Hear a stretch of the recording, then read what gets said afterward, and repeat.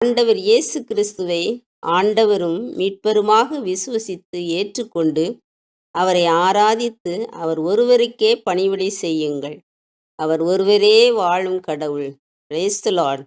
பிரியமானவர்களே, நம் ஆண்டவர் இயேசு கிறிஸ்து என்றென்றுமாக உயிரோடு இருக்கின்றார். உருவமற்றவராக இருக்கின்றார். உருவமற்ற கடவுளை உள்ளத்தில் ஆராதியுங்கள். உருவமற்ற கடவுளை காண, அவரோடு பேச, உங்கள் அகக்கண்கள் திறக்கப்பட தூய ஆவியாரின் அபிஷேகத்திற்காக ஜெபியுங்கள். அப்பொழுது உருவமற்ற கடவுளை அகக்கண்களால் காண முடியும். ஆவியிலும் உண்மையிலும் ஆராதிக்க முடியும். நம் ஆண்டவர் இயேசு கிறிஸ்து உண்மையாகவே வாழ்கின்றார். நமக்காகவே வாழ்கின்றார். நம்மை பரலோகம் கொண்டு போய் சேர்ப்பதற்காகவே வாழ்கின்றார். அவர் நமக்கு போதுமானவராக இருக்கின்றார்.